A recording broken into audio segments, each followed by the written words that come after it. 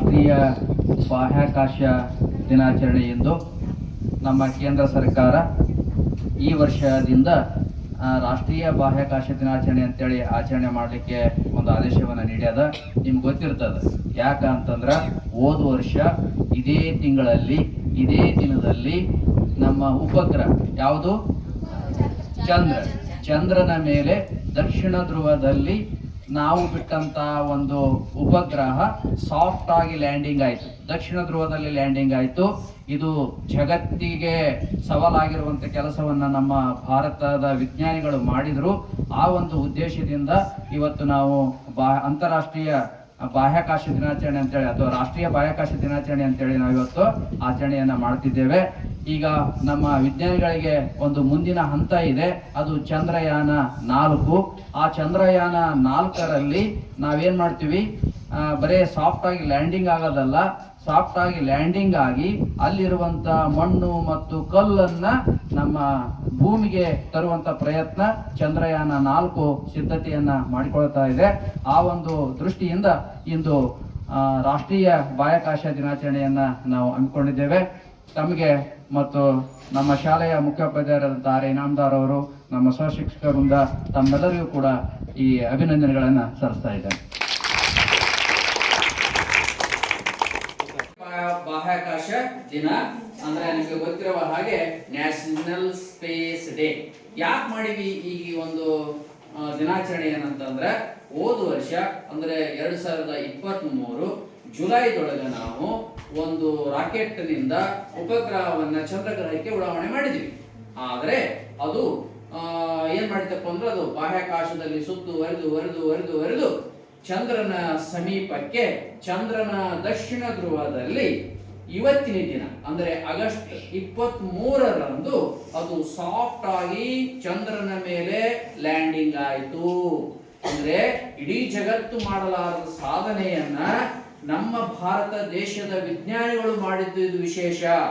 ಹೀಗಾಗಿ ನಾವು ಈ ವರ್ಷದಿಂದ ಪ್ರತಿ ವರ್ಷ ನಾವು ರಾಷ್ಟ್ರೀಯ ಬಾಹ್ಯಾಕಾಶ ದಿನ, ನ್ಯಾಷನಲ್ ಸ್ಪೇಸ್ ಡೇ ಅಂತೇಳಿ ನಾವು ಆಚರಣೆಯನ್ನ ಮಾಡ್ತಾ ಇದ್ದೇವೆ. ಈಗ ನಾವು ಹೋದ ವರ್ಷ ಅದು ರಾಕೆಟ್ ಹೇಗೆ ಉಡಾವಣೆ ಆಯಿತು, ಉಪಗ್ರಹ ಹೇಗೆ ಚಂದ್ರನ ಮೇಲೆ ಲ್ಯಾಂಡ್ ಆಯಿತು ಅನ್ನೋದನ್ನ ವಿಡಿಯೋ ಮುಖಾಂತರ ನಾವು ನೋಡೋಣ. ಅದೇ ತರಹ ಇಷ್ಟಕ್ಕೆ ಮುಗಿಲಿಲ್ಲ ನಮ್ಮ ಭಾರತೀಯ ವಿಜ್ಞಾನಿಗಳ ಒಂದು ಸಾಧನೆ.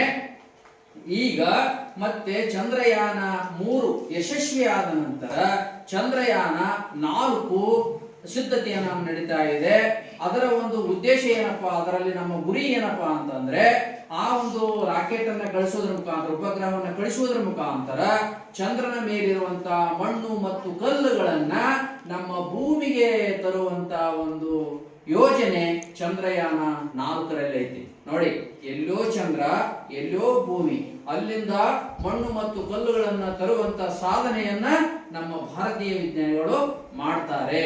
ಆ ಒಂದು ವಿಜ್ಞಾನಿಗಳಿಗೆ ಉತ್ತೇಜನ ಕೊಡುವ ಒಂದು ಉದ್ದೇಶದಿಂದ ನಾವು ಇವತ್ತು ಆಗಸ್ಟ್ 23 ನ್ಯಾಷನಲ್ ಸ್ಪೇಸ್ ಡೇ ಅಂತೇಳಿ ನಾವು ಇವತ್ತು ಆಚರಣೆಯನ್ನ ಮಾಡ್ತಾ ಇದ್ದೀವಿ. ತಳ್ಳಲ್ಪಟ್ಟ ಚಂದ್ರಯಾನ 3 ನೌಕೆ ಚಂದ್ರನ ಊರಿನತ್ತ ತನ್ನ ಪ್ರಯಾಣವನ್ನ ಪ್ರಾರಂಭ ಮಾಡಿತು. ಆಗಸ್ಟ್ 5ಕ್ಕೆ ಚಂದ್ರನ ಊರಿನ ಸಮೀಪ ತಲುಪಿದ ನಮ್ಮ ಈ ಹೆಮ್ಮೆಯ ಚಂದ್ರಯಾನ 3 ನೌಕೆ ಒಟ್ಟು ಚಂದ್ರನ ಸುತ್ತಲ ಕಕ್ಷೆಯನ್ನ ಸುತ್ತಿದ್ದು 3 ಬಾರಿ. ಅಂದ್ರೆ ಕ್ರಮವಾಗಿ ಆಗಸ್ಟ್ 6ನೇ ತಾರೀಕು, ಹಾಗೆ 2ನೇ ಕಕ್ಷೆಯನ್ನ ಪ್ರವೇಶ ಮಾಡಿದ್ದು ಆಗಸ್ಟ್ 9ನೇ ತಾರೀಕು. ಕಕ್ಷೆಯ ಪ್ರದಕ್ಷಿಣೆ ಕಂಪ್ಲೀಟ್ ಮಾಡುವ ಹೊತ್ತಿಗೆ ಚಂದ್ರನಿಗೆ ಇನ್ನೂ ಹತ್ತಿರ ಆಗ್ತಾ ಹೋಯಿತು ಚಂದ್ರಯಾನ 3 ನೌಕೆ. ಹೀಗೆ ಪ್ರದಕ್ಷಿಣೆಯನ್ನ ಯಶಸ್ವಿಯಾಗಿ ಮುಗಿಸಿದ ನಮ್ಮ ಲ್ಯಾಂಡರ್ ಮಾಡ್ಯೂಲ್ ಸಪರೇಟ್ ಆಗುತ್ತೆ, ಬೇರ್ಪಡುತ್ತೆ. ಪ್ರೊಪಲ್ಷನ್ ಮಾಡ್ಯೂಲ್ ನ ಪ್ರಮುಖ ಉದ್ದೇಶ ಅಥವಾ ಬೇರ್ಪಟ್ಟಿರುವ ನಮ್ಮ ಲ್ಯಾಂಡರ್ ಮಾಡ್ಯೂಲ್ ಮತ್ತೊಂದಷ್ಟು ಸುತ್ತುತ್ತಾ ಚಂದ್ರನ ಹತ್ತಿರಕ್ಕೆ ಹೋಗ್ತಾ ಲ್ಯಾಂಡಿಂಗ್ ಪ್ರಕ್ರಿಯೆಯನ್ನ ಪ್ರಾರಂಭ ಮಾಡುತ್ತೆ. ಸರಿಸುಮಾರು 100 ಕಿಲೋಮೀಟರ್ ಅಂತರದಲ್ಲಿ ಇದೇ ಚಂದ್ರನಿಂದ ಈ ಒಂದು ಲ್ಯಾಂಡರ್ ಮಾಡ್ಯೂಲ್ ಅಂತ ಸಂದರ್ಭದಲ್ಲಿ ಲ್ಯಾಂಡಿಂಗ್ ಪ್ರಕ್ರಿಯೆ ಪ್ರಾರಂಭ ಆಗುತ್ತೆ. ಎಲ್ಲ ಅನ್ಕೊಂಡಂಗೆ ಆದ್ರೆ ಆಗಸ್ಟ್ 23ನೇ ತಾರೀಕು ಚಂದ್ರನ ಅಂಗಳದ ಮೇಲೆ ಸಂಜೆ ಸರಿಸುಮಾರು 5:45ಕ್ಕೆ ಕಾಲಿಡಲಿದೆ ನಮ್ಮ ಹೆಮ್ಮೆಯ ಚಂದ್ರಯಾನ 3ನ ಲ್ಯಾಂಡರ್. ಟಫ್ ಕಾಂಪಿಟೇಷನ್ ಅನ್ನ ಕೊಡ್ತಾ ಇದೆ. ಭಾರತ ಆಗುತ್ತೆ ಅಥವಾ ರಷ್ಯಾದ ಲ್ಯಾಂಡಿಂಗ್ ವೆಹಿಕಲ್ ಏನಿದೆ ಅದು ಲ್ಯಾಂಡ್ ಆಗುತ್ತೆ, ಚಂದ್ರನ ಅಧ್ಯಯನವನ್ನ ಪ್ರಾರಂಭ